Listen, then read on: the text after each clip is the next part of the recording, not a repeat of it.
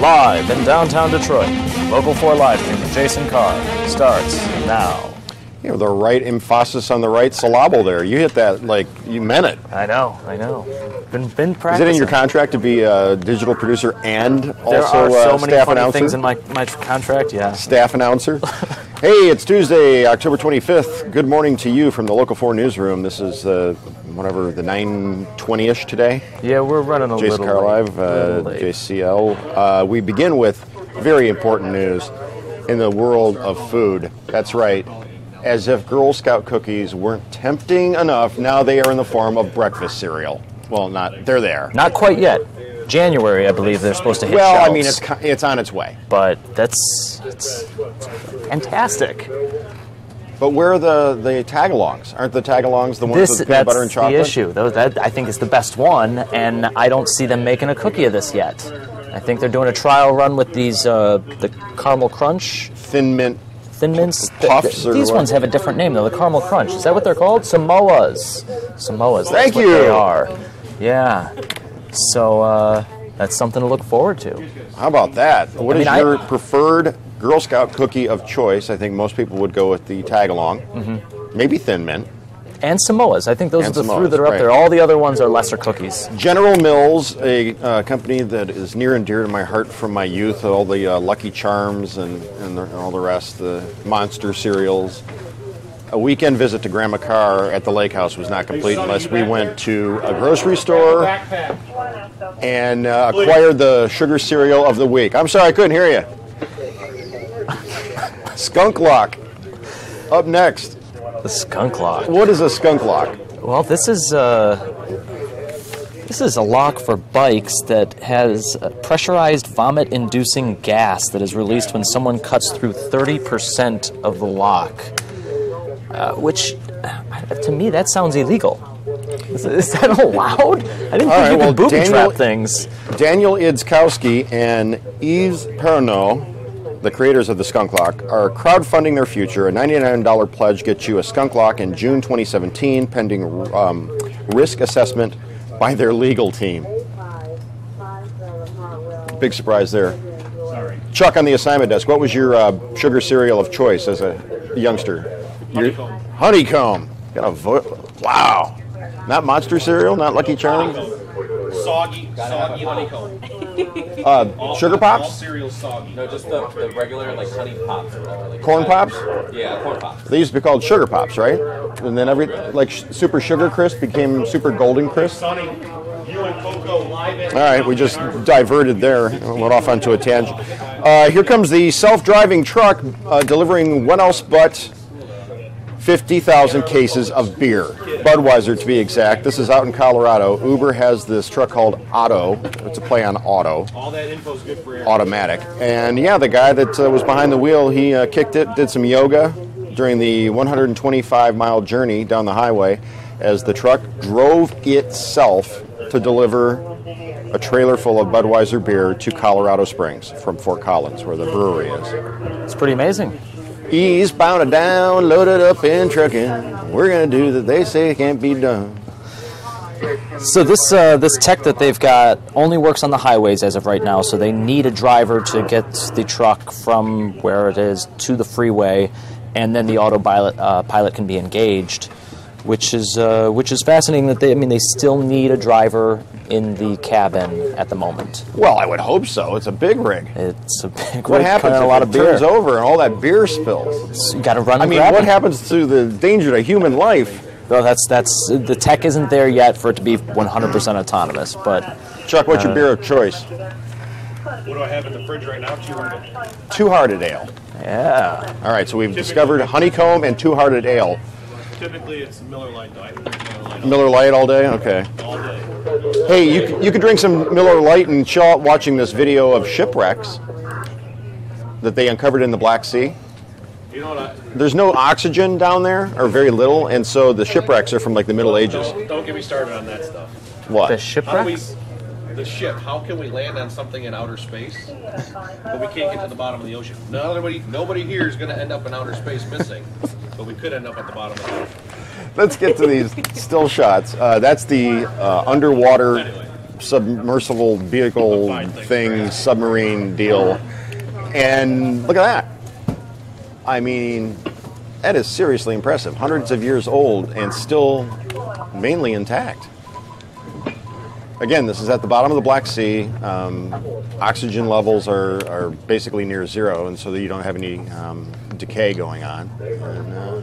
And these were all found by accident. The 40 of them. The Black Sea Maritime Archaeology Project, the primary focus was to carry out geophysical surveys and detect former land services, but they just accidentally stumbled across all these shipwrecks, and they're in pristine condition. Can you imagine? I mean, you're bopping along there in the dark in the Black Sea, and that comes into view? Yeah. Wouldn't you freak out?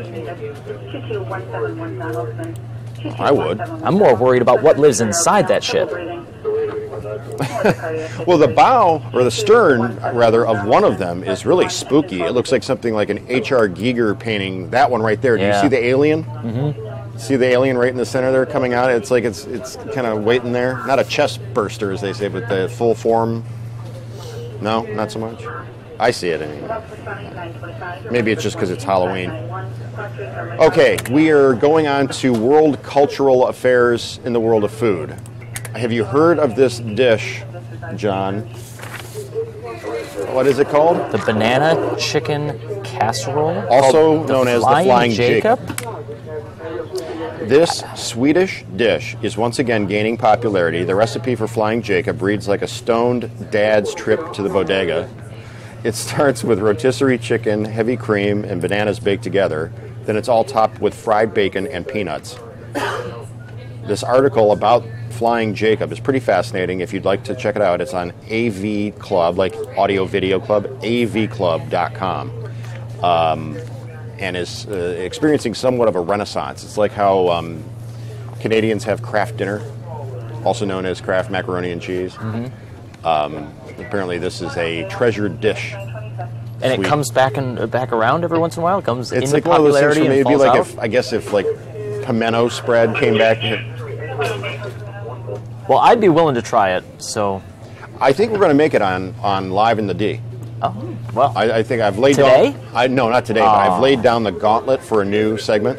Okay. And I believe that we are going to try this. We're going to make it actually in the oven upstairs and then try it on the show. All right. Speaking of Live in the D, coming up in 32 minutes with yours truly, Chuck and Tati. This is just bizarre. A woman was walking down the street in Sacramento, California, with a skull, a real human skull, on a stick. And police followed her to the discovery of a body. There she is. We've blurred out the skull. But this bizarre processional led police to the discovery of human remains, the rest of the skeleton. And she's not been charged, but they are investigating what the heck was going on with that. So stay tuned. If you don't have any laughs in your life, courtesy of our friends down the dial at Kimmel, more importantly, Will Ferrell, in the wake of the Cubs making it to the World Series, here is a bit of Will Ferrell as Harry Caray last night. President Obama's from Chicago, and he's here on the show tonight. Barack Obama? Yeah, that's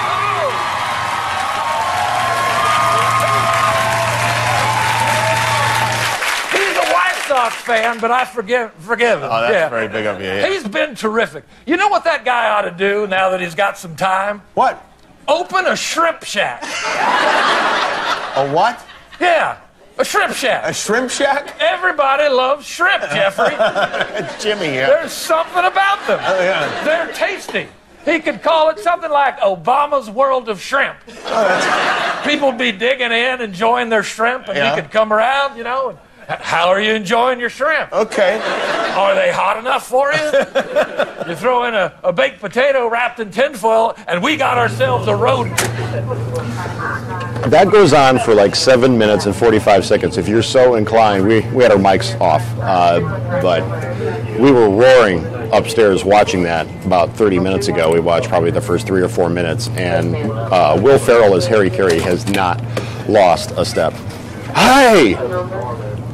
Would you eat the moon if it was made of barbecue spare ribs? Jeff Goldblum in that sketch, he underplays that brilliantly. He makes it so much funnier that Jeff Goldblum underplayed that. Finally, we have back to the beer. From the Budweiser delivered by the automated truck, we now circle around to IPAs. And what about them, John? Well, German scientists, of course the German scientists say that they did a study on 3 sets of mice which drank different types of alcohol, and the hoppy beer, one set drank beer with hops and another with mice drank hard liquor. Researchers found that the mice that drank the hoppy beer had the least amount of fat buildup in their livers. So hoppy beers are good. You like the hoppy beers? That's about the hoppiest I get, I think. 2 hearted ales, about the hoppiest you get. All right. What about you? Give us your thoughts in the beer drinking section of the comments below. You're on the Beers is open. Huh? World of Beers in Canton. A World of Beers in Canton. I understand that you have a lunch date scheduled for today over there. Thursday. Thursday. Am I invited? Sure. Oh, Come on out. if that wasn't the most half-hearted, instead of two-hearted, that was a half-hearted invite. Am I invited? Sure. It's going to do it. We'll see you live in the D, top of the hour. Stay classy, Detroit.